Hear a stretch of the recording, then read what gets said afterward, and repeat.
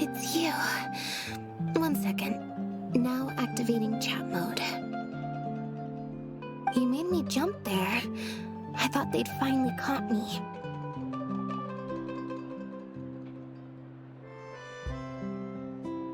Objectively speaking, the trouble was entirely of my own making. Half an hour ago, I was at Hotel de Boer for a drinks reception. It was to celebrate the successful opening of a show, but it was draining my energy.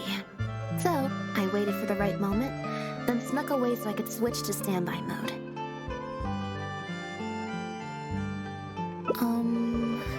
Probably because I'm playing the lead role in the show? Is that so surprising? I'm always getting invitations to do solo performances. I just usually get Linny to write back and turn them down.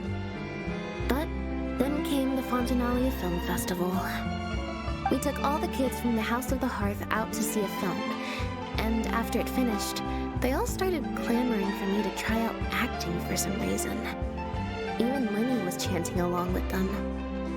Anyway, it just so happened that a director called Mary had sent me an invitation right around then. I'll spare you the details, but basically, I ended up accepting it. Yep, you nailed it.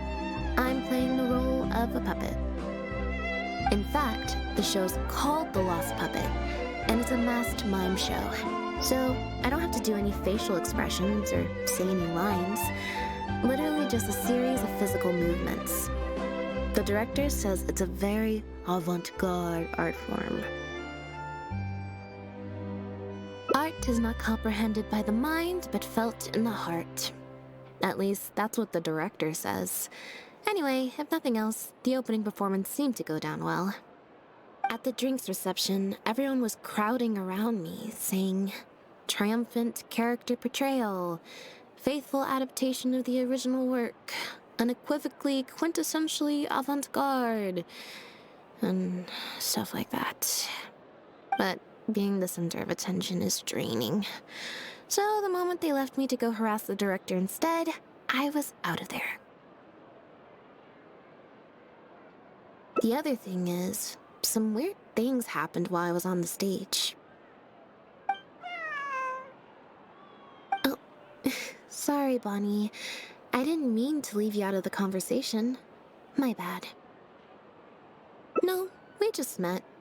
We bumped into each other right after I slipped away. Well, it'd be kind of difficult for us to communicate otherwise. Besides, I think she's taken a liking to the name. Haven't you, Bonnie? Yeah, that's right. Good kitty. We'll go find your owner soon, I promise.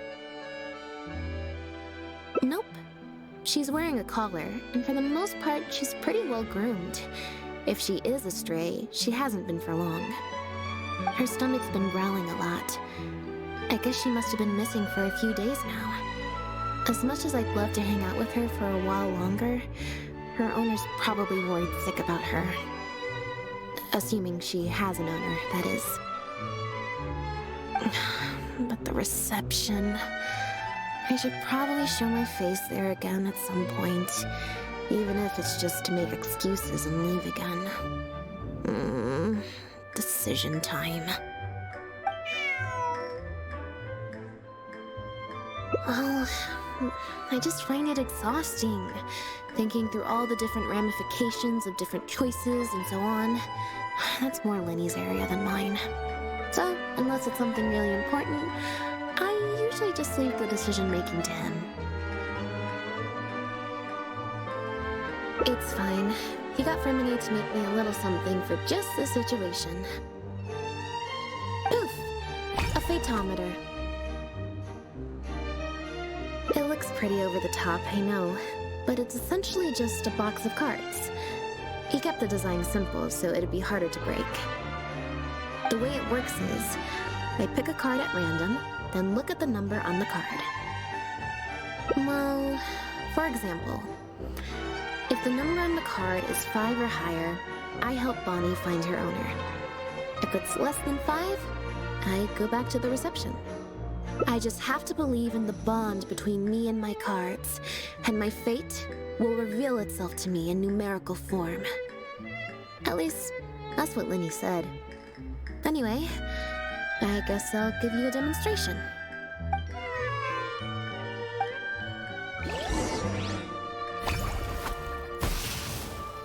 Huh, I didn't like that.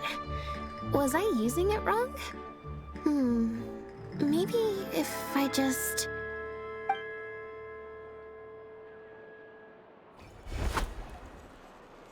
Clearly, there's some design flaws to iron out. I'll have to let Fremine know. Let's see, which card did I get? 4. Well, the cards fell on the ground though, so I don't think it counts as fate. If you want to get the right answer, you have to let fate decide. Also something Linny said. So, to put it another way, if picking a card up off the ground is how to not leave it to fate, then that means it must be the wrong answer. Or... why don't you pick a card? Since I ran into you here, that means... our fates are, like, interfering with each other. Thank you. This one is final, I promise. Here, take the fatometer. If it's 5 or above, that means fate successfully changed. Anything lower than 5 is a fail. Also, if you have your own thoughts about what I should do, feel free to share it. Now that I've got a good problem solver here to help, I don't need to run every little thing by fate.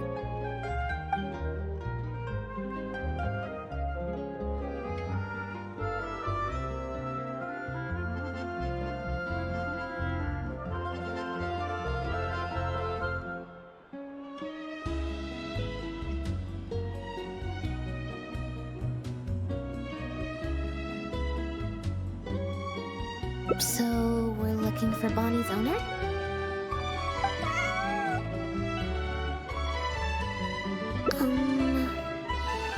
I think I'll go to the Steambird and see about putting an ad in the paper. You wanna come along?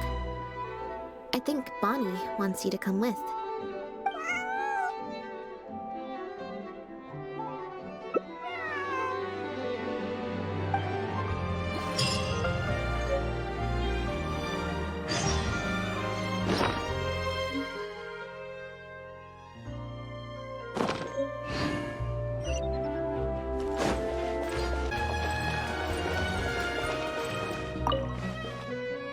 Every stupendous day starts with a Steambird. Oh, hi Lynette. Hi Traveler. What can I help you with? I don't think so. Have you picked up a stray? Yep. If there's no commission to follow up on, could we post a notice about the missing cat instead? Why, of course. What a kind thing to do. Just fill out the form.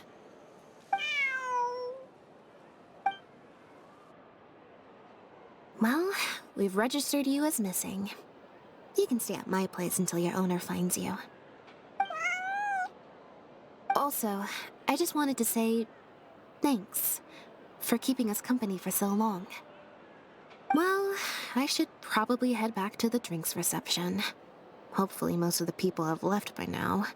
If you've got some time, you should stop by my place tomorrow to see Bonnie. There's a nice cup of tea in it for you. Alright, see you then. Look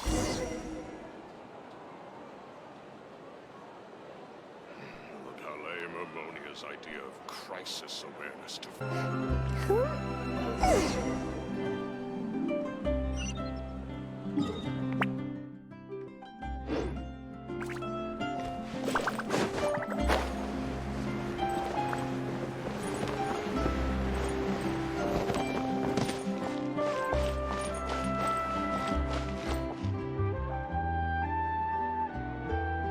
I believe this cat belongs to me. I already told you, this isn't your cat. Just take a breather, you two.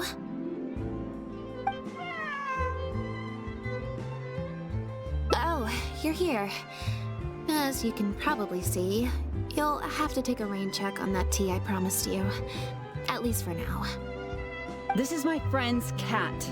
He's preoccupied with some important business, so I came to retrieve her in his stead.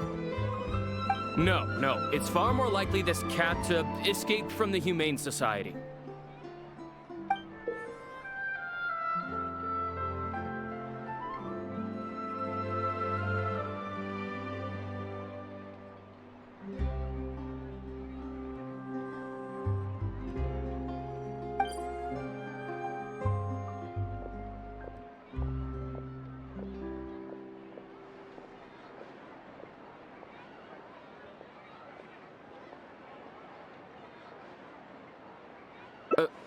Bonnie?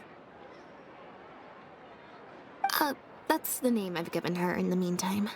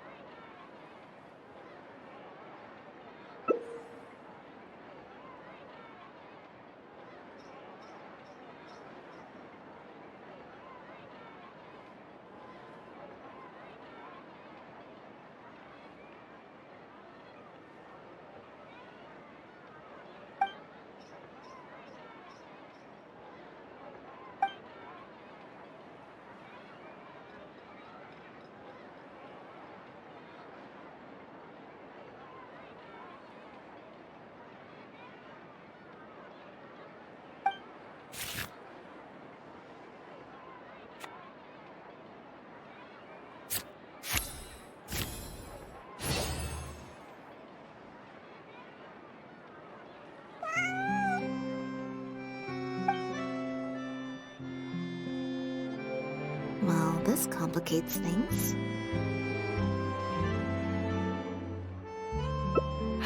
I told you before. This is my friend's cat. It's normal for her not to trust me. Listen, I'm the director of the Humane Society, okay? We've got so many strays, dogs, cats, you name it. I'm not even the one feeding them most of the time. You can hardly expect the cat to recognize me. She just looked somewhat familiar, so I came to check, just in case. If she turns out to be one of ours, I'll take her back. Simple as that. Even if that's not the case, the Humane Society could still take her in, if no one else comes to claim her, that is.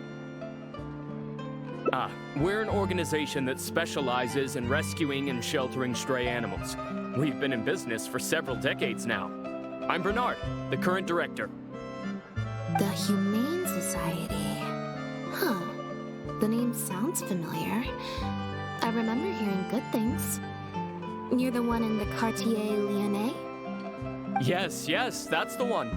Anyway, if it's not too much trouble, could I possibly take a closer look at the cat? If it turns out I really am mistaken, I suppose that means the cat belongs to this lady here. She would be the only remaining option after all. It belongs to my friend. Go on, Bonnie.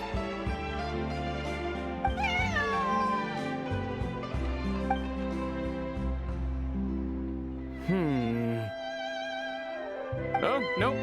Looks like I was mistaken. They do look similar, but there's an ever so slight difference in this one's fur color. Deepest apologies, friends. Well, I suppose this means I still have a missing cat to search for. Apologies again for the confusion.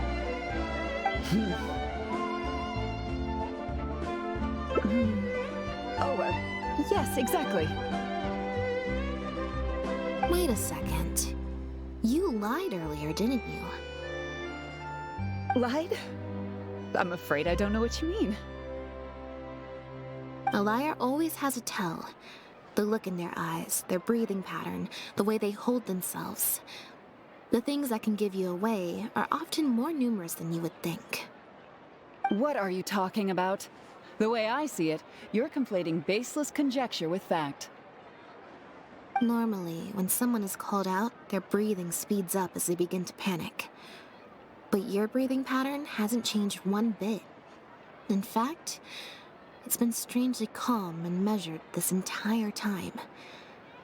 It stands to reason, then, that your agitated behavior earlier was all an act. If you're a bad guy, I'm sure you'll take off running the first chance you get. If you're a good guy, the most likely explanation is that you're a member of the Guards, or some similar organization. And you're basing this off of? Intuition. Nothing more. Intuition. Well, I have to hand it to you, Lynette. You're right. I'm a member of the Guards. The name's Elodie.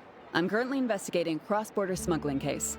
This cat here, Bonnie, what's her name? Well, her owner is one of the prime suspects of our investigation. A couple of days ago, our suspect got wind that we were on his tail and fled. That's most likely how he got separated from the cat. I just so happened to stumble upon your notice in the Steambird, so I decided to see if he'd come back for her. But it looks like I overestimated him. The impact of this case has been huge. The Marechaussee Phantom, the Guards, and the Special Patrol have all launched investigations. If there was even the slightest chance that he would show himself, I had to follow up on the lead. A new kind of illegal drug, imitation synth. We confiscated all the synth on the market, but addiction isn't something that goes away overnight. Even without substances on the market, people are still looking for a way to get their next fix. And criminals are all too eager to capitalize on that addiction. That was the impetus for imitation synth. Needless to say, a small-scale market opened up very quickly. After the original synth debacle, we put several measures into place to prevent similar incidents from occurring. The perpetrators got smart, though, and shifted their sales overseas before those measures could kick in. That's when the imitation synth smuggling began. We only recently got word of the presence of imitation synth overseas. We managed to track down evidence of some early transactions. What we were able to find out, however, hasn't proven that useful given the amount of time that has passed. The Marechaussee Phantom launched an investigation to track down every person in Fontaine capable of producing a drug like that. That's how we learned about Bonnie's owner. He's a researcher at the Fontaine Research Institute. His name is Pierre. Pierre Lafayette, to be exact. Lafayette.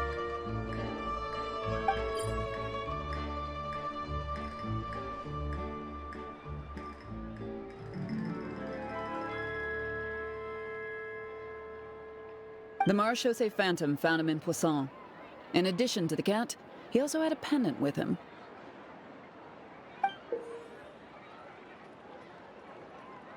At first, there wasn't much cause for suspicion. A search of his house didn't reveal much to go off of either. The Marechaussee Phantom very nearly left it at that.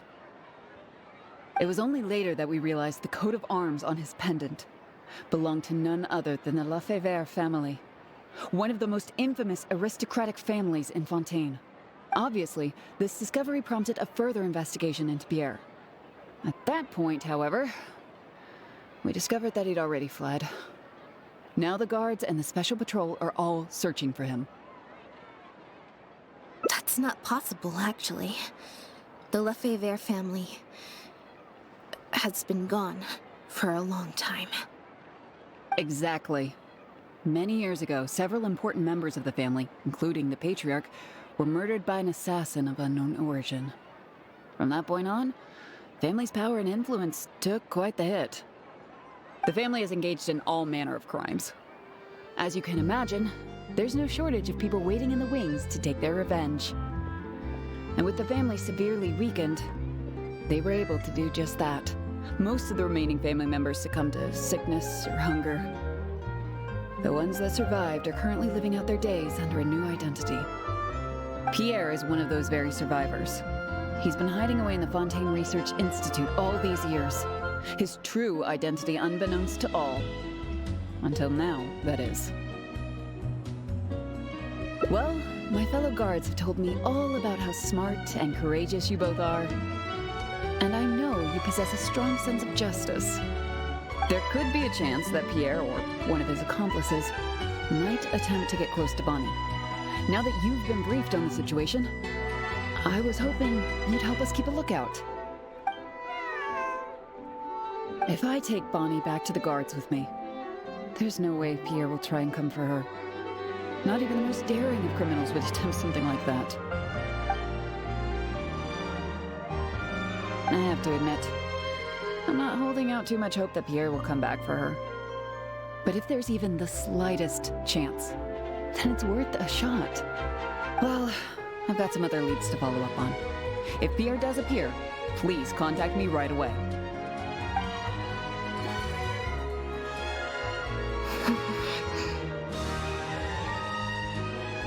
It's nothing. I'm fine. It's just... the head of the Lefebvre family. He was the eminent person who kidnapped me all those years ago. It was at a dinner party. Someone tricked me into boarding the Lefebvre family carriage. Whoever it was, they took me back to their home. But before anything worse could happen, Father intervened. Yep. Father was the one who orchestrated the fall of the Lefebvre family. That's what led Lenny and I to join the House of the Hearth. After all these years, I never thought I'd hear the Lefebvre name again. Don't worry about me. I wasn't feeling sorry for myself. I was just thinking about Lenny. He's been acting strange recently. He avoids me for days on end, consumes himself with some secret investigation, and then, out of the blue, pushes me to do that acting job. Thinking about it now, it's almost like the one I drew from that deck of cards was part of his plan all along. He must have asked Fremine to help him out. In any case, I know he's hiding something from me. He's really pulled out all the stops this time. It's very possible. I'm sure he tried to send me away because he was afraid it would bring up some painful memories for me. It wasn't necessary, though. Even after all these years, he's still as overprotective as ever. You'll have to help me teach him a lesson if we run into him along the way. Yep. I want to head to the Fontaine Research Institute to learn more information about Pierre. Just let me activate search mode and then we'll head out. Who knows? Maybe we'll run into Lenny along the way. A little bit of both, perhaps. For the most part, though, I just have the sense that something's not right. Something isn't adding up about Pierre's story. I'm just not sure what. Okay, I'll write a letter explaining everything to the crew. Once that's done, we can head out. Fresh fruit, sweeter than syrup.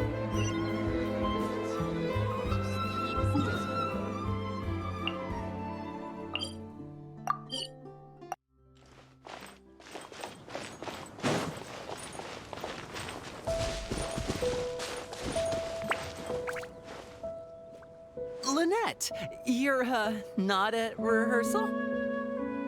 You can drop the act, brother. In fact, I don't think either of us will have a need for acting anytime soon. You should know better than to try and keep something from me.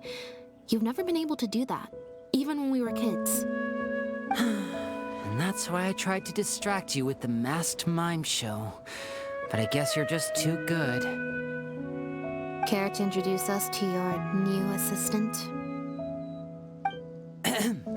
This is Officer Shavras, captain of the Special Security and Surveillance Patrol.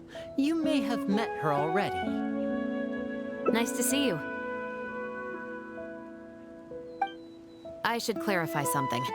Mr. Lenny's here at my invitation, not the other way around.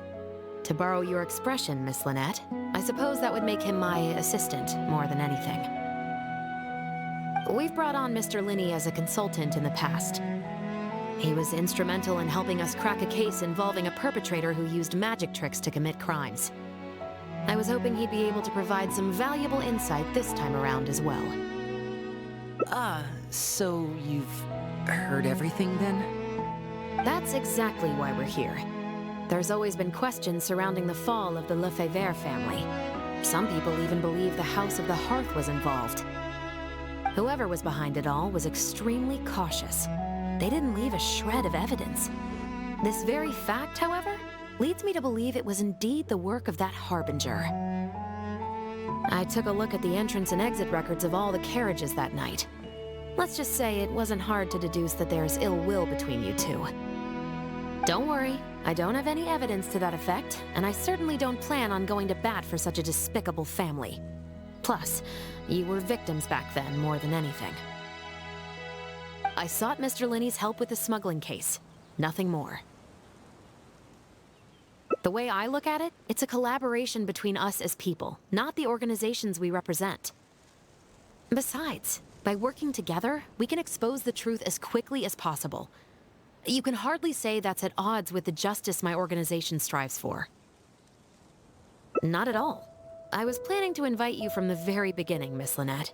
It's just that my assistant here raised some objections. Linny, I'm not the same person I was back then. That little girl who did nothing but cower in the corner in fear, she doesn't need saving anymore.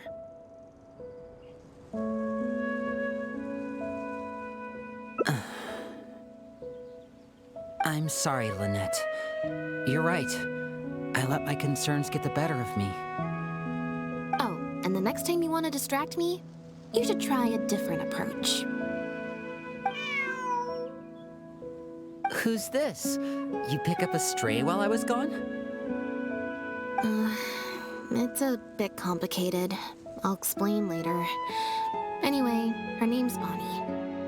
Well, if there are no objections, then I suppose the only thing left to say is, Lynette, Traveler, welcome to the team.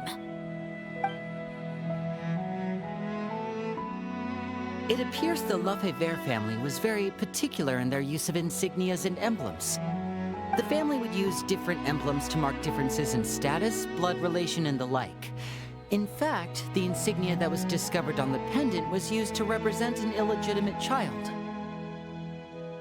It's highly likely. That very status might have been what allowed him to emerge from the fall of his family relatively unscathed. It would also explain why he was able to assume a new identity as a researcher with relative ease. We discovered something interesting, though. After talking to some of his co-workers, it appears he pretty much works at the Institute in name only. He's practically been cast out. Apparently, Pierre was once addicted to synth. He tried to use the resources at the Institute to create a substance with a similar effect. He claimed it was just for research purposes, but the Institute revoked his access to the relevant materials regardless. He was placed on disciplinary leave, pending a thorough investigation of his actions. But it seems the Institute ran into some trouble along the way. Could have been a lack of personnel or a timing issue. In any case, they had to table their formal investigation into Pierre. Unfortunately, that also included reporting any relevant information to the higher authorities. As for his family background, it appears none of his co-workers at the Institute were aware of that information. All they could tell us was that he was quite the recluse. Other than the pendant, we didn't find anything else of note at his residence in Poisson. Based on the samples of imitation synth we've been able to analyze, it appears the substance leaves behind strong traces wherever it's produced or stored. Those traces might not be obvious to the casual observer, but they're not something our guard poodles would miss. Pierre's home, though, came up completely clean. We didn't find any records indicating possible involvement in overseas transactions either. So, the Marechaussee Phantom didn't view him as a major suspect at first. Maybe he had a separate, dedicated area where he made the imitation synth. Well, his neighbors did say he was often gone for long stretches of time. You would think with him out and about so much, people would have spotted him around Poisson, but residents said they barely ever saw him in town. If his reclusive nature was just a matter of keeping a low profile, I guess it would make sense for him to have a secret base to carry out his business. After he disappeared, the guards conducted a thorough search of Poisson. but they didn't come across any suspicious locations. Poisson. You know Hotel de Boer, where I first found Bonnie? To get there from Poisson, you have to cross a stretch of ocean. It's not somewhere a cat could just wander off on its own. A cat? You mean... Bonnie is Pierre's cat. Oh, that's right! When the Marechaussee Phantom first tracked him down, I remember there being something about a cat in their report. So this is her? From what we've learned about Pierre's habits, he doesn't seem like the type to venture out without a purpose. So what you're saying, Lynette, is that Bonnie couldn't have gone missing in Poisson. If that's true, then... Exactly. Bonnie might even know where it is. Wait, you think the cat can lead us there? But she's not trained like one of our guard poodles. How is she supposed to understand what we want her to do?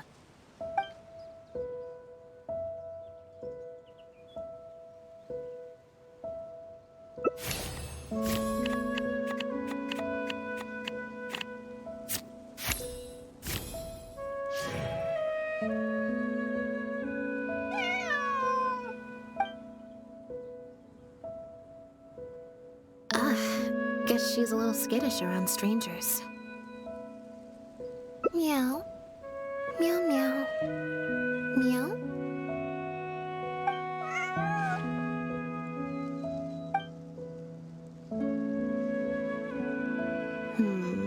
Near the coast, the beach, and beneath the cliffs. The place we're looking for is most likely north of the Court of Fontaine. Well, I've certainly never taken a witness statement like this before. Well, if it works out, maybe it's something worth getting used to. Cats and humans are actually pretty alike. When it comes to communication, most of what we want to convey can be accomplished through body language alone. But humans tend to rely too much on speech to ever take advantage of that fact. Of course, body language has its limitations. You're not going to be able to get across anything too complicated. The important thing is that we now have a lead. Let's try and find a place that matches the clues Bonnie gave us.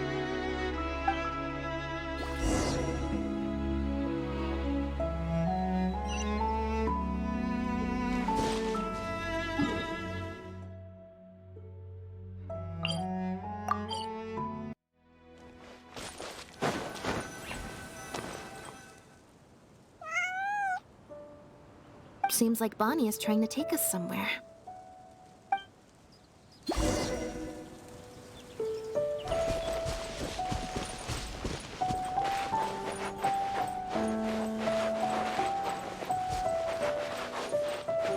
Garden that's ahead. Look out! Come on now, emerge. Grow. The field is lit.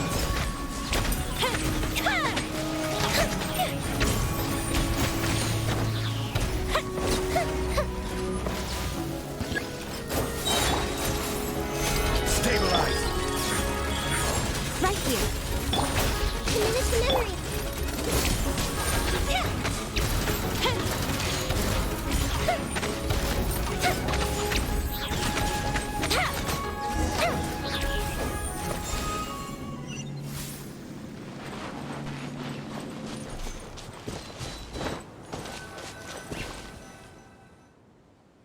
Wow, Lynette, you found this place so easily.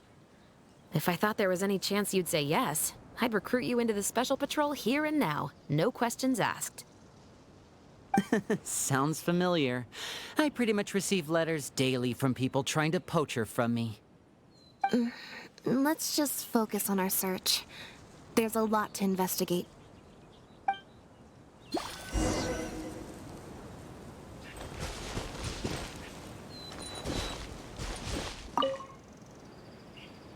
Aha!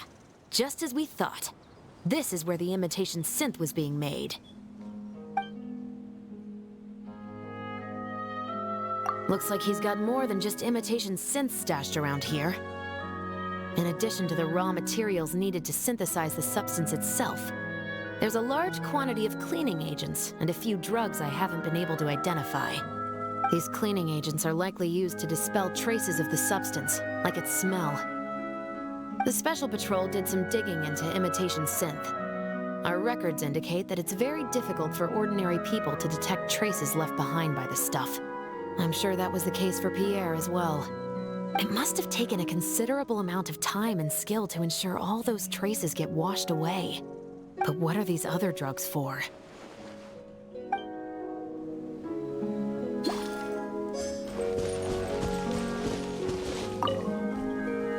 The material these bags are made of, it's quite rare.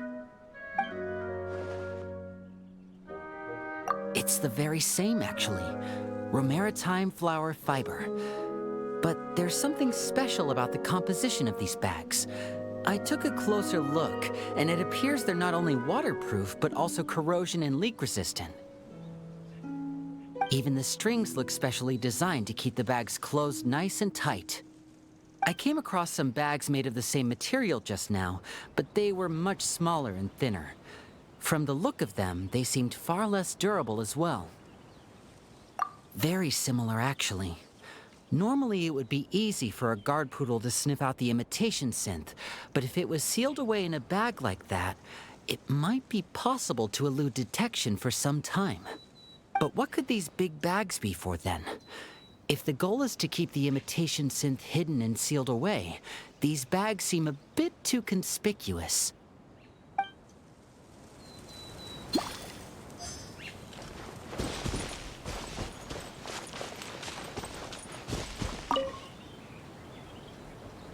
When the Marechaussee Phantom searched Pierre's house, there was no sign of these barrels, right? You're right. That doesn't seem like his way of doing things. How did he get them here, then?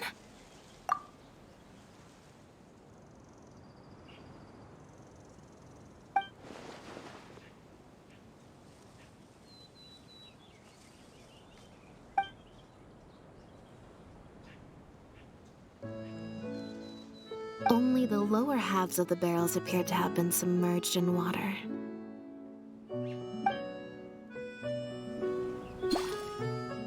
Based on the various ingredients we've found, this appears to be where Pierre was cooking up his imitation synth.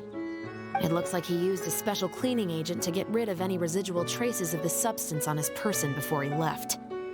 That's how he was able to get past the guard poodles. So then he transferred the imitation synth into small sealed bags and took it somewhere else for the drop-off. No. I don't believe our suspect is the kind of person who'd go around carrying incriminating evidence with him. That would potentially create too many eyewitnesses. The cleaning agent and the sealed bags might get past the guard poodles, but if a member of the public or even a guard on patrol happened to see him during the drop-off, a quick search would reveal everything. That's still a very risky operation. The barrels we found were wet around the base, but the top half was dry. As if they'd been standing upright in the water.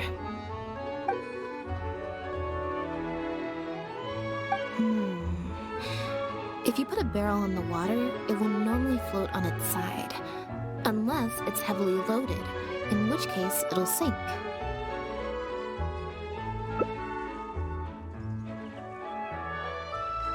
Yes. With flotation rings around the body of the barrels, they'd stay upright in the water. And then he could afford to load them more fully.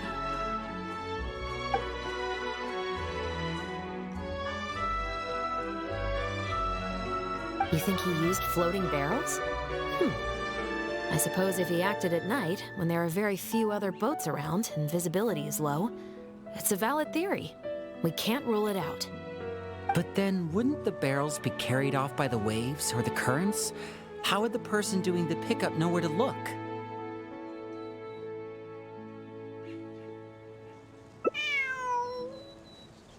Traveler, can you come take a dip in the sea with me? I have a feeling that somewhere down there, we might find some rope. If a rope can be used to keep a pet from running away, then why not a barrel?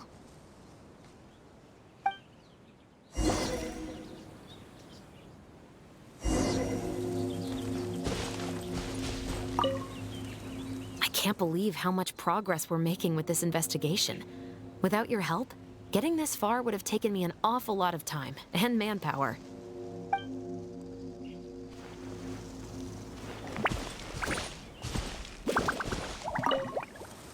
It's rare to see Lynette in serious mode.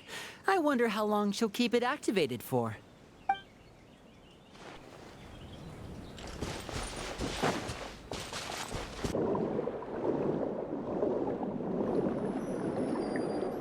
This isn't the place.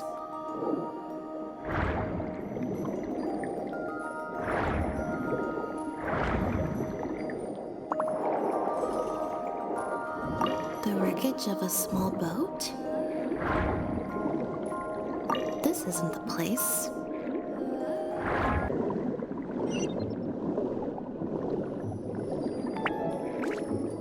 Got it. Time to go up and report.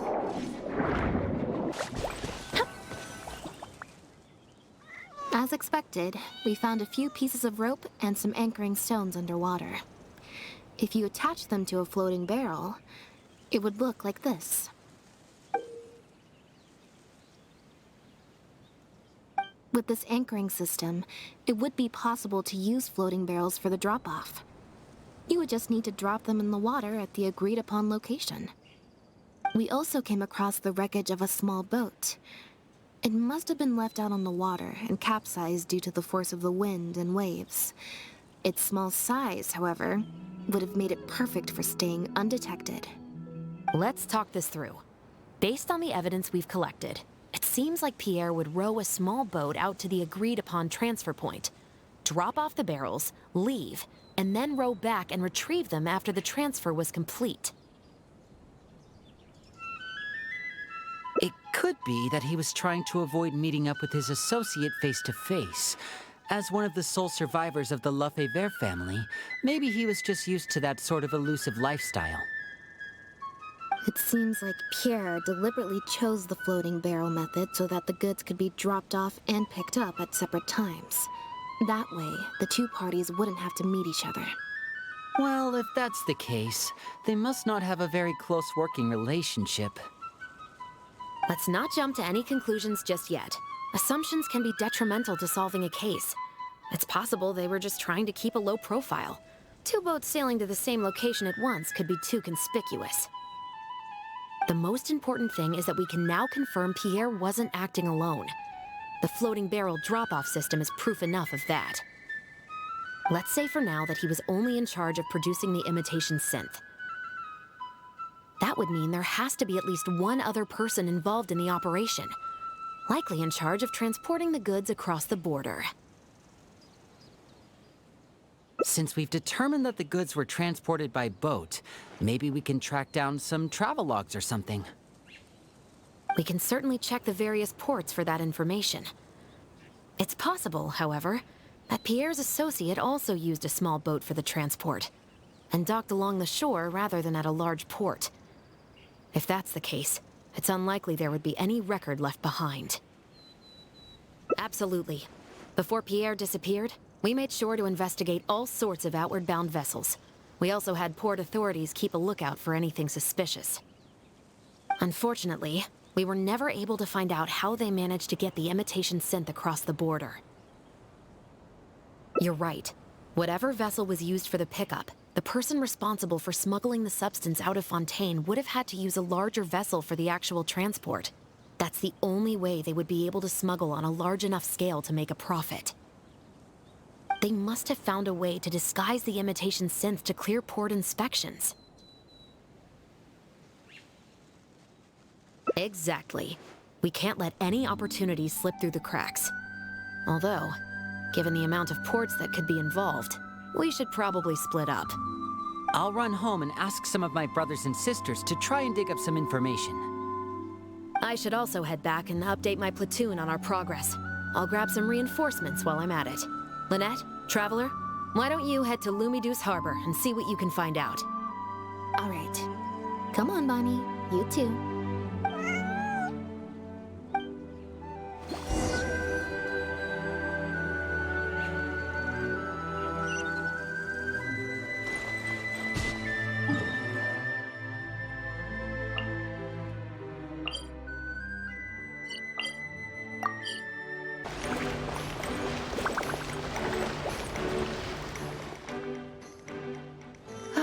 Lynette, traveler.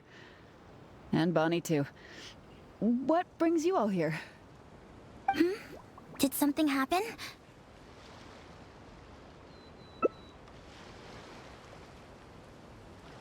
Oh. I see.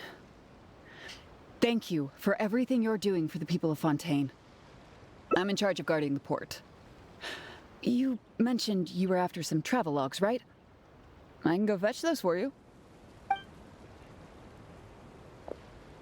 Looks like I've got another hard day of work ahead of me. No, not usually. It's this incident that happened recently. Before that, everything was normal. All we had to do was confiscate anything suspicious and we could call it a day. Pretty simple stuff. But things are much more complicated now. We somehow let suspicious cargo pass through the port undetected. Not even our guard poodles were able to sniff it out. Even worse, we still don't know how the perpetrator was able to conceal the goods so well. By suspicious cargo, do you mean imitation synth? Yep. However, prohibited substances are just one example. We confiscate all sorts of contraband during the course of our inspections. Or at least, we're supposed to. So what happens to the goods you confiscate? Oh, we keep them in a storage locker. If they turn out to be something particularly dubious, we'll turn them over to the Maison Orderly. If the goods are only slightly suspicious but could otherwise be harmless, like raw materials that could potentially be used to create contraband, we return them to the ship they were confiscated from, instead of letting them pass through the port. Sorry for the wait. These are the travelogues for all the recent activity at the port. Oh, you brought Gerard with you. Actually, he followed me here himself. It's like he smells something on me.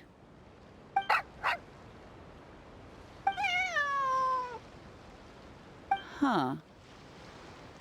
I wonder why Gerard is reacting to you two so strongly.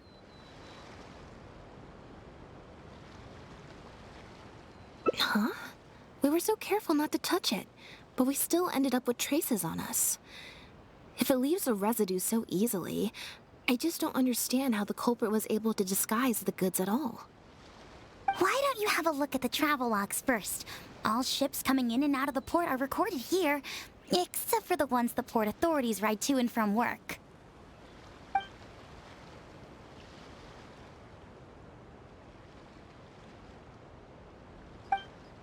The Humane Society. Their name is all over the exit logs. The purpose for leaving is always listed as overseas adoption. Ah, the director of the organization explained that, actually. He said a lot of the cat and dog breeds unique to Fontaine are also very popular overseas.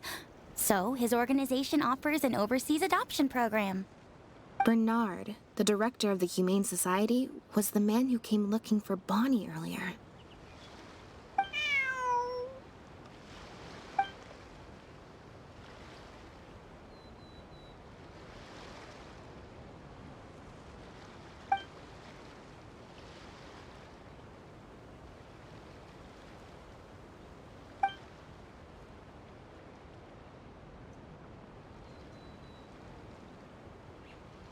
Have you figured it out too, Traveler? The way the criminal disguised the goods? When Bernard asked to take a closer look at Bonnie, he was actually checking whether there was any imitation synth in her stomach. Wait, what? The sealed bags we found at the secret base. They were specially made to be corrosion resistant. And there were gaps around the lids of the barrels, and airbags were used to keep them upright in the water. Those drug Chevres found at the secret base, she most likely didn't recognize them because they're not used on human beings. It's an anesthetic used on pets. The perpetrator must have given it to the animals. Pierre must have made the animals swallow the sealed bags full of imitation synth at his secret base. Then, he stuffed them into floating barrels and left the rest to Bernard. The sealed bags combined with an animal's body odor would certainly be enough to mask the scent of imitation synth. During our inspections, we would have never thought to inspect the bellies of those animals for anything suspicious. Even if we tried to feel around for something, I'm sure it would be difficult to detect. Exactly. I bet Bernard even transported animals with synth in their stomach alongside ones without. That way, it would be even harder to say with certainty that something was amiss. She's probably in the clear. Otherwise, Bernard would have never left without her. I'm guessing he didn't know whether Pierre had already hidden the next batch of imitation synth before he fled. Just imagine. He sees the notice we put in the Steambird, and it turns out that one of the very cats he gave to Pierre for the smuggling operation is out in the open, roaming the streets of Fontaine. If Pierre had already hidden the next batch of imitation synth, then Bonnie would practically be living proof of their crimes. He would have had no choice but to go after her. So, that's why he came to find you and insisted on taking a closer look at the cat. Wait a second, I'm a little lost here. I get the part about hiding the substance in the pets, but those, what did you call them again? Floating barrels? Why even put the animals in there in the first place? If you've got something as convenient as a floating barrel, why not just stuff it with the imitation synth directly? Why not wait to hide the stuff until after the exchange has been made? In order to make sure the animals could swallow the sealed bags, they made them extremely thin. Had they not done that, the animals would have likely bitten or chewed through them. That step would have required a lot of energy, as well as a certain amount of technical expertise. So, it was better left to the more experienced Pierre. We've already proven how easy it is to pick up trace amounts of imitation synth, so I'm sure Bernard was taking all the precautions he could to avoid the same fate. Okay. Then, let's head to the Humane Society right away and bring that guy to justice. I'll bring a Gardamek to speed up the process.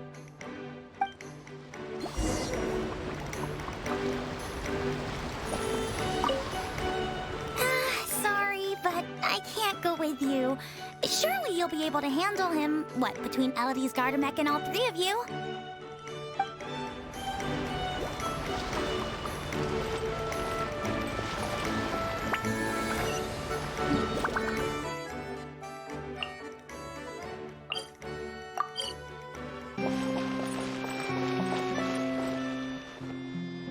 The headquarters of the Humane Society should be somewhere around here. Bernard could show up any moment now. Ah, you're the people from earlier. Wait, you're from the guards?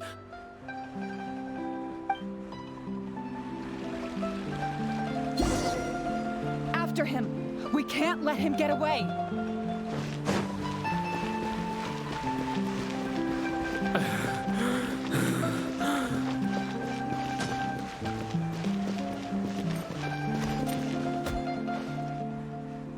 Give it up, Bernard.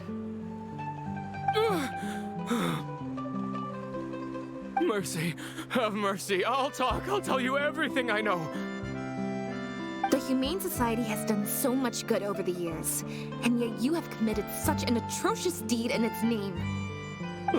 Look, I didn't have a choice, okay? My father cared about those blasted animals so much, he didn't bother to take care of his human wife and son at all. While those animals were showered with love, I lived worse than a dog. No one asked. Tell me, how did you first get to know Pierre? Well, after I took over the Humane Society, it gradually became harder and harder to maintain its operations. Until one day, someone suddenly passed me a letter. It said that I could stand to get a large sum of money as long as I helped them to transport some animals abroad. It was only after a few such transports that I finally understood what I was really transporting. But then, Pierre wrote to me, saying that we were already partners in crime and that I better keep cooperating with him if I didn't want to be reported to the guards.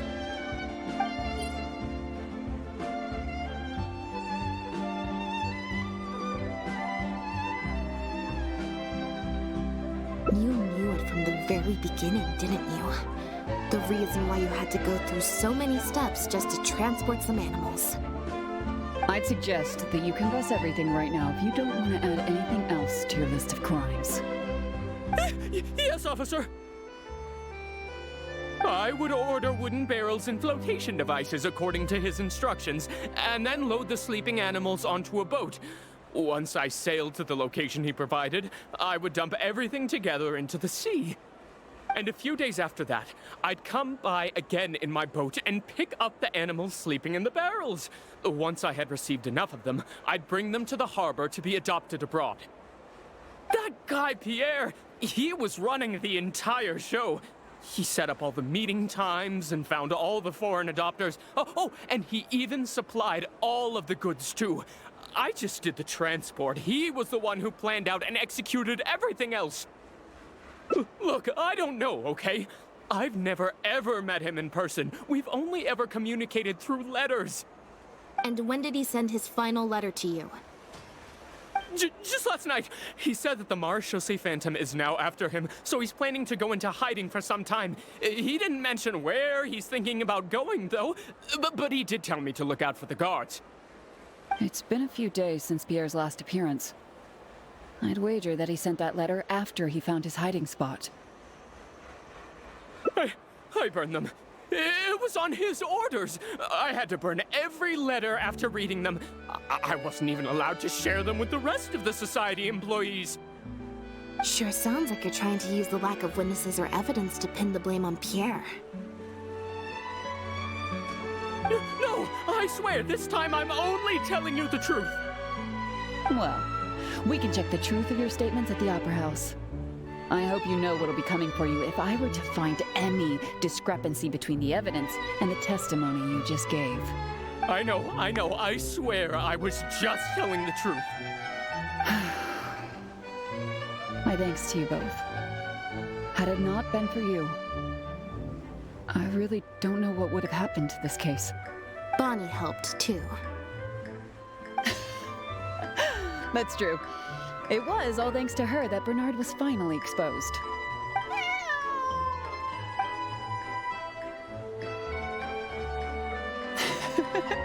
And it looks like she's grown quite fond of you two as well. Then I'll leave you be. Just let me know if you find any other new leads.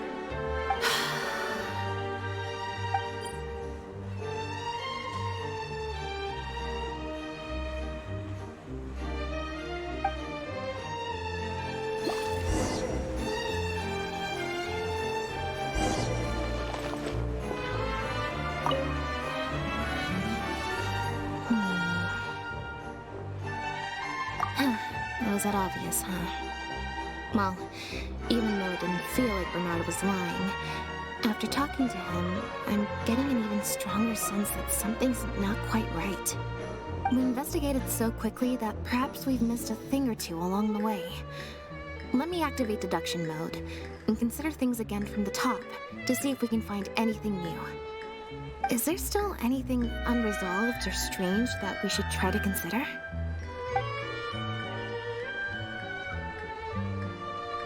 The Marechaussee Phantom found Bonnie and the Lefebvre pendant at Pierre's residence. That was the beginning point of our investigation.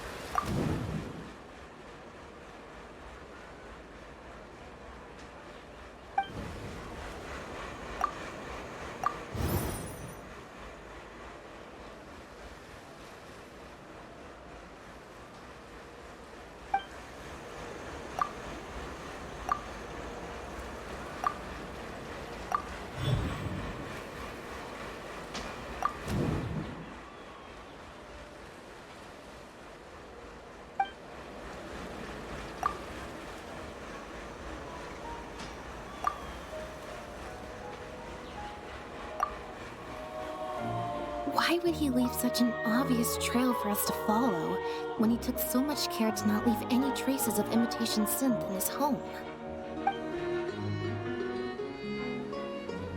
Bernard claims to have received a letter last night from Pierre. In the letter, Pierre stated that he had gone into hiding. Is there something wrong with the letter?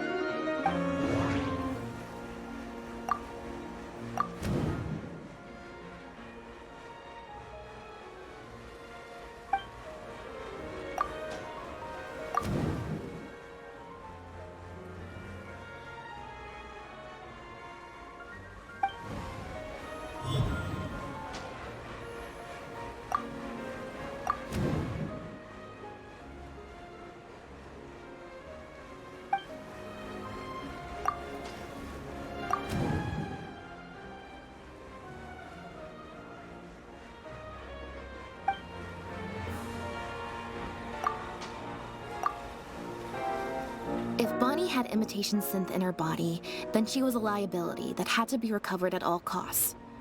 But if she wasn't carrying anything, then it would have made sense to tell Bernard not to worry.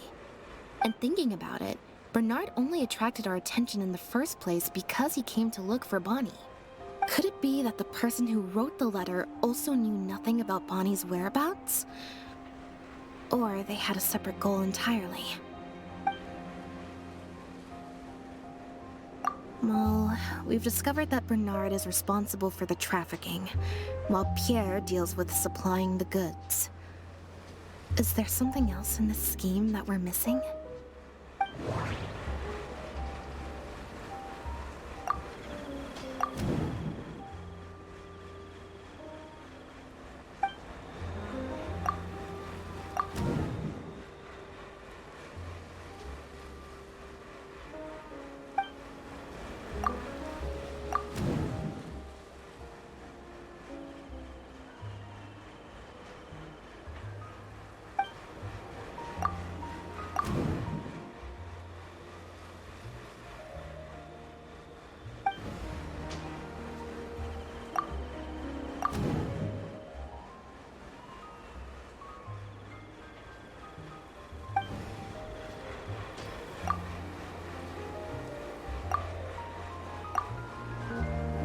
Yeah, according to Bernard, Pierre also supplied all of the goods. But if the Marechaussee Phantom's records are correct, Pierre should have lost all access to the materials required to create the imitation synth. And the Institute has also not reported any theft of their stocks. The final question is, why did I sense that something wasn't right after hearing Bernard's testimony? Even more so than before.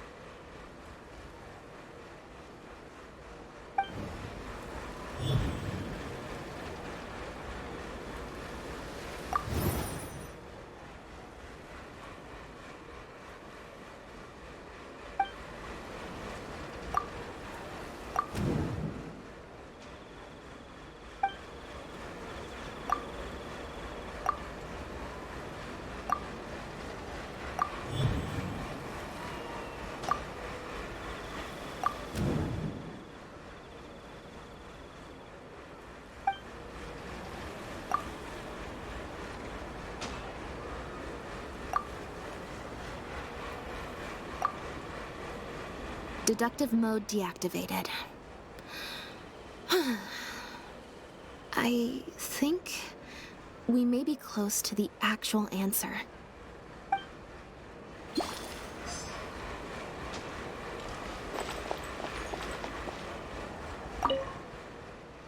Now behave, and follow me to the interrogation room. Ow! That hurt. Ow!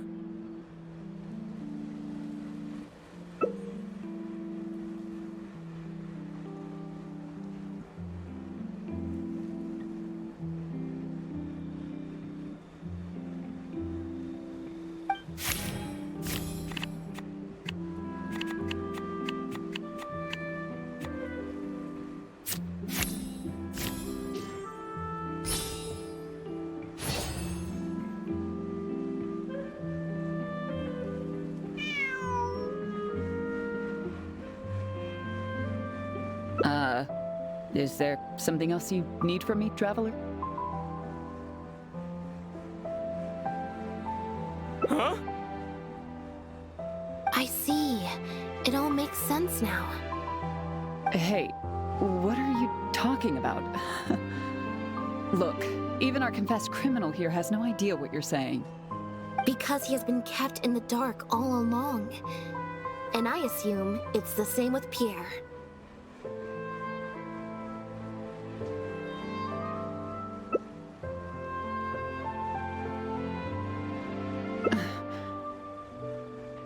That never quite added up for me. Why did Pierre feel compelled to return to his home with Bonnie and the pendant, and make them so easy to find for the Marechaussee Phantom? Both of these things are in stark contrast to his usual meticulous and vigilant behavior. There's only one reasonable explanation. He was following orders, just like Bernard. He probably received the following instructions right before the Phantom came knocking on his door. Bring the cat and the pendant, and our undercover agent will be sure to help you. Unbeknownst to him, however, the third person who wrote that letter to him had long decided to sacrifice him and Bernard to save themselves.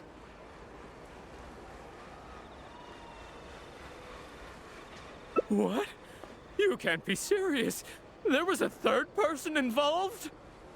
If you focus only on Bernard's testimony, it's easy to believe that only Bernard and Pierre were working together. The case appeared extremely simple. Bernard did the trafficking, Pierre the imitation synth production, drugging, and stuffing. Wait. But that doesn't make any sense. If that's the actual truth, then as soon as Pierre is caught, he'll explain his side of the story and the third person will... Yep, which is why the third person made sure that Pierre would never be found again. Once they had instructed Pierre to expose himself, the third person wrote to Pierre again, suggesting that everything had been taken care of, and he should take Bonnie and safely return to his base. Of course, Pierre's disappearance at such a sensitive time immediately made him a prime suspect. Knowing that Bonnie had last been seen with him, all the third person would have to do from that point on would be to lead the Phantom to investigate the Humane Society and get Bernard to confess the truth. Wait, so you're saying that the letter I received yesterday, the one that made me think Pierre was still alive, it was also sent by the third person? Is that what happened? I'll get back to headquarters right away and reinvestigate this case from the top. Chevra said that assumptions can be detrimental to solving a case. Someone among us, however, has been feeding us all kinds of preconceived notions ever since our first meeting. They suggested that Pierre's disappearance was an attempt to escape the judgment of the law, and that Pierre was a scion of the Lefebvre family. But if the disappearance is truly just a cover-up for a murder, then couldn't the true scion have been an illegitimate daughter, rather than an illegitimate son? Huh?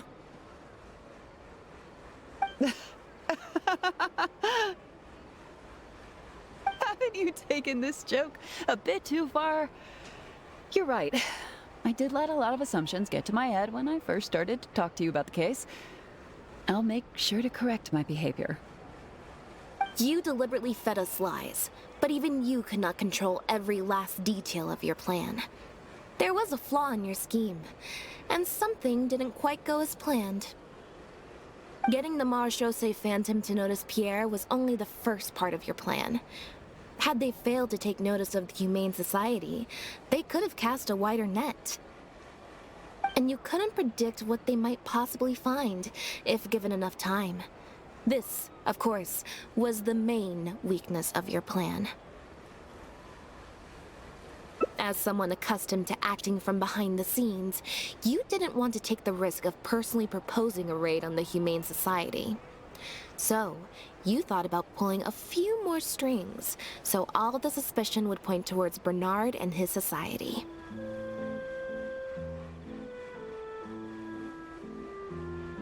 Once the Phantom expanded their search, it would only be a matter of time before they found Pierre's base. If a cat last seen with the suspect turned up dead at the imitation synth base, it wouldn't be long until the Phantom would figure out exactly how she had been mistreated and turn their eyes towards the one organization that has been sending boatloads of animals out of Fontaine. It was probably during your ambush of Pierre. You didn't even have the time to check if she had already been stuffed full of imitation synth.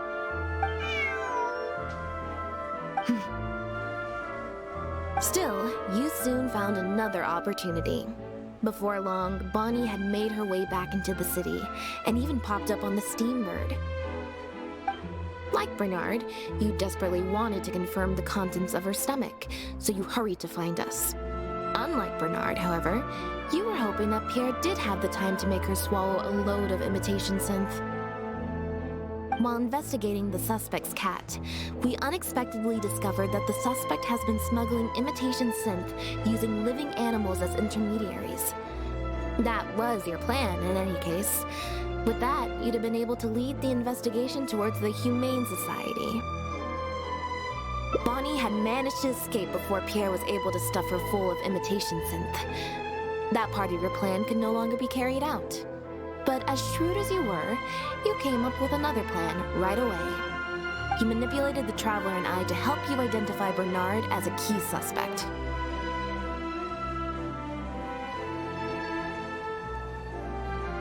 You used the Lefebvre name as bait to get us to join your investigation. With 2 extra bodies around, the Special Patrol is sure to soon take note of the strange event of Bernard somehow having a reason to look for Pierre's cat. So, what you're saying is, I went to all that trouble just for the chance that you might put forth the suggestion that would lead you down the wrong path. Of course, you did far more than that. Just now at Lumiduce Harbor, were you not the person who highlighted the suspicious activities of the Society? Oh. You even highlighted the Society's activities during your compilation of the logs, so they'd be immediately visible to anyone examining the records. Moreover, the logs contained no records of the Port Authority's activities. In other words, your activities. And what are you trying to suggest with that? I am insinuating that you had plenty of opportunities to transfer the raw materials for imitation synth from the harbor to a boat, and then sail over to the meeting place full of floating barrels.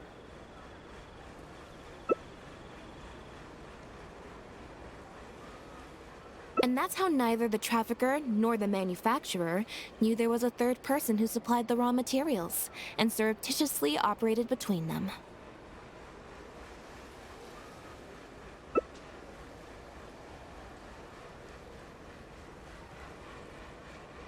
Pierre manufactured imitation synth using the raw materials you provided, stuffed the animals, and placed the animals back into the barrels. Having received the green light from you as Pierre, Bernard then retrieved his animals and shipped them out of Fontaine once he had received enough for a full batch. This is the truth behind your smuggling ring. I can't believe it. I never put 2 and 2 together. You've sure got an extremely lively imagination. So what do you think she's going to say next?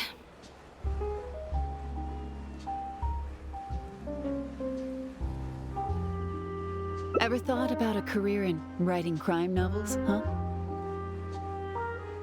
It appears that it's quite easy to predict what you'll think or say.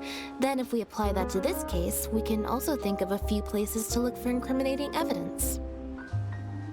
You know very well that this case will not end until Pierre is found, so you will have him commit suicide out of fear and shame to end the investigation for good.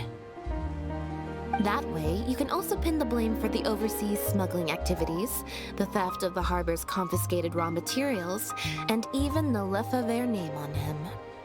After all, dead men tell no tales. But you still want it to appear as if he had sent that last letter to Bernard, so you have to make sure he cannot be found until after Bernard has confessed to the authorities. To do that, you either will hide his body until you've found an appropriate time to set up a fake suicide scene, or you'll dump it someplace where it'll be hard to determine the exact time of death. Submerged in water, for instance. The location would ideally allow you to keep the body hidden for some time while also letting you keep an eye on it.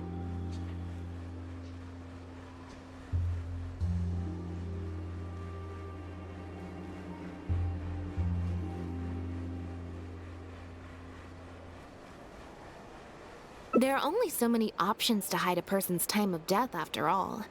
As long as the Phantom investigates each of the possibilities in turn, they'll surely find Pierre's remains. Especially since, as the prime suspect who will now be taken into custody, you will no longer have the time to move him, or set up a fake suicide scene to cover up the murder. How absurd. And on what grounds will you order my arrest? Don't think for a second that your spouts of nonsense will amount to any kind of real argument. After all, I'm... Elodie Lefebvre! As the captain of the Special Security and Surveillance Patrol, I hereby declare you as a suspect in the case. If you have any objections, you may raise them later during interrogation. That's right. We received a message from Lumiduce Harbor that you were going to investigate the Humane Society. We didn't expect to run into you at such a critical moment. While at the harbor, we noticed something else extremely interesting. Apparently, you often used all kinds of excuses to swap your shifts. And if one were to match the times of your shifts to the activities of the Humane Society and those of certain foreign ships, they'd find them to be an exact match. That's just a coincidence. Yes, I'm sure you have already thought of a dozen different ways to explain away the suspicious activities, but as far as evidence goes, that should be enough to warrant taking you into custody. Don't worry. If it turns out that the guards are still unable to find any evidence after all this, Lynette and I will do everything in our power to clear your name. Although judging by her reaction, I assume no follow-up from us will be needed. The Lefebvres were infamous for using disguise and infiltration to achieve their goals. Who would have thought that they would have planted someone within the guards? Judging from the timeline, they likely arranged for you to enter the guards before the fall of the clan. But they probably didn't expect you to turn it to your advantage and use your job to save yourself during the purge. Not only that, but you actively participated in the interrogation, arrest, and judgment of the Lefebvres during their fall, thus clearing yourself of suspicion. You brutally and cruelly abandoned your allies as soon as they outlived their usefulness, just like a lizard cutting off its own tail in order to live. You've been doing this for years. So you played me like a fool after all? Ah!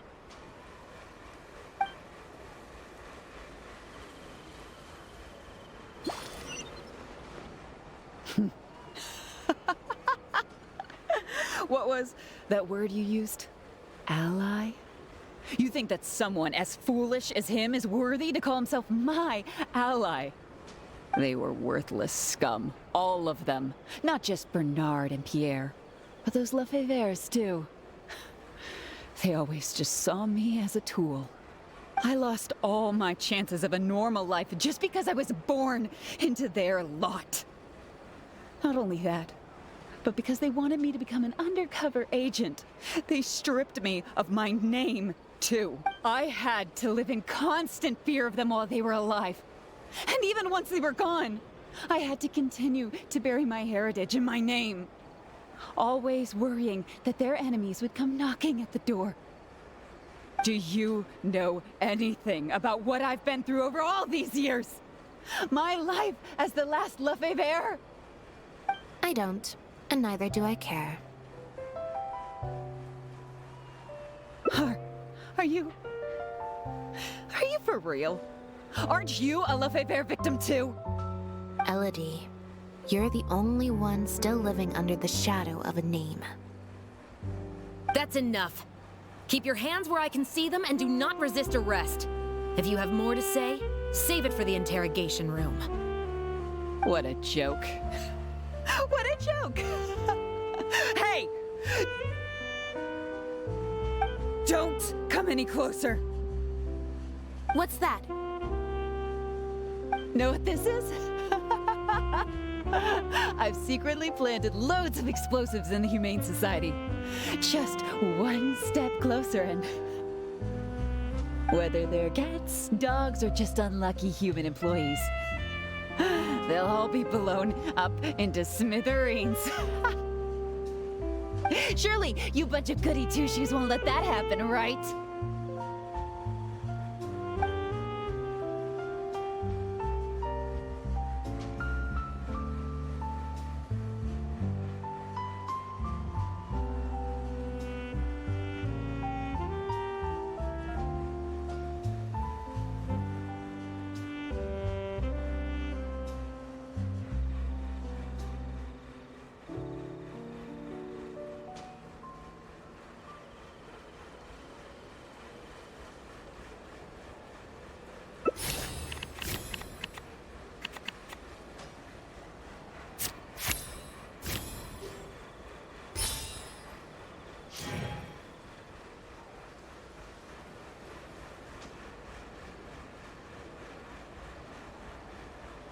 That's enough!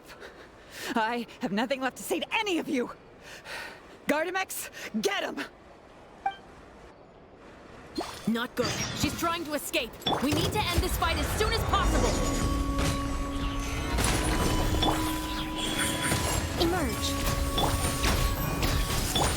Time for a light show.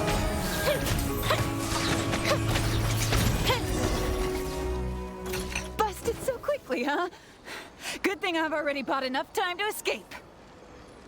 Ah!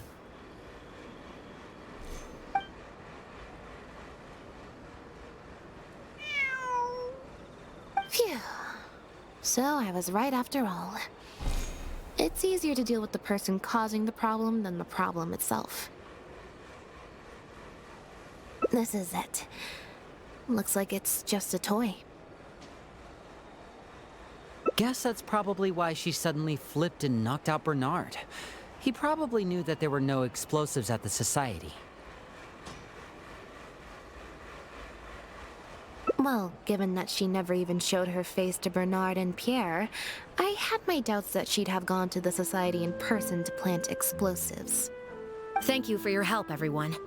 I'll take them back for thorough questioning and find someone better to take over the Humane Society. I might need a few statements from everybody. Would you be able to come with me? If statements are all you need, can Lynette provide them on my behalf? I still need to go back and explain some things to the crew. I also had an appointment with the Traveler before we got interrupted.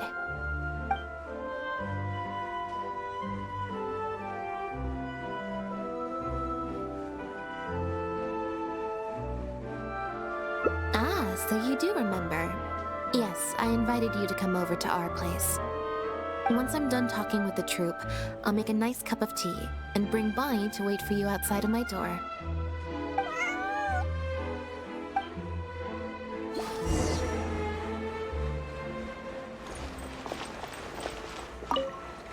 You can leave the rest of this to me.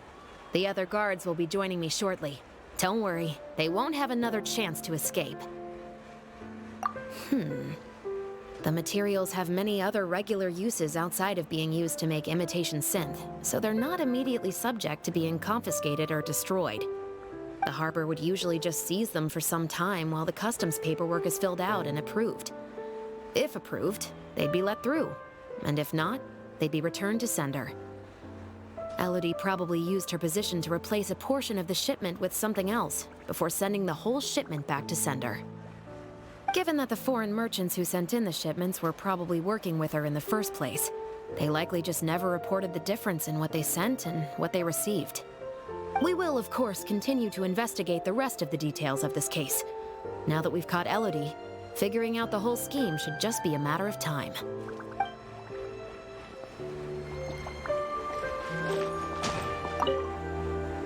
You must have spent a record-breaking amount of time in serious mode today. I can't remember the last time I've seen you like this. Is it because of a special someone? Based on information that we found before, imitation synth was first circulated on a small scale in Fontaine before becoming a large-scale smuggling scheme. I'd assume that the first offerings of imitation synth came from what Pierre made in his early days. But since he was not experienced with running a clandestine operation, he was soon discovered by guard Elodie. Elodie saw the opportunity to make a great profit in his work, and perhaps even the chance of making a new life for herself, so she decided to cover his tracks. She started writing to him in Bernard's name, using what evidence she had compiled and the promise of enormous profits to blackmail him into cooperating with her. Unfortunately for her, she ran into Lynette. Even though my sister doesn't like to focus too much on a regular day, serious mode Lynette is one of the most perceptive people I've ever known.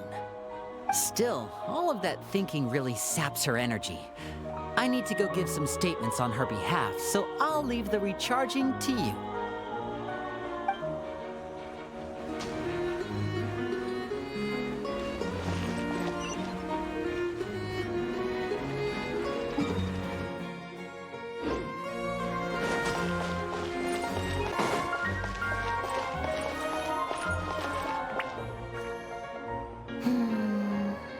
Black tea and a cute kitty. Truly the best combo for standby mode. Want some?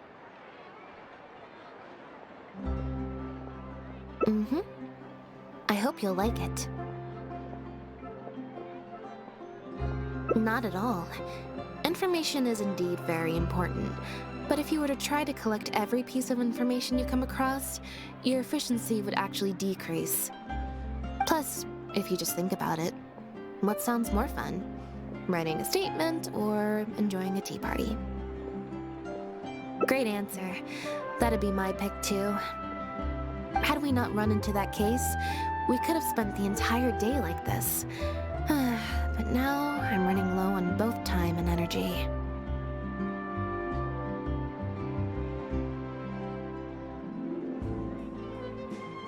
You're right. I can sense it. I'm recharging very quickly at the moment. Something about her rubbed me the wrong way since the very beginning. But to be more precise, it was probably around the time when I saw Bonnie try to get away from her.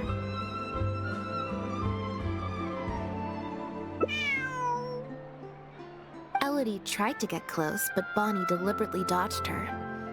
Maybe Bonnie had tried to evade her before at Pierre's base. Or perhaps Bonnie just instinctively knew that she wasn't a good person. Not everyone who likes cats is a good person. But if cats like you, you're probably alright.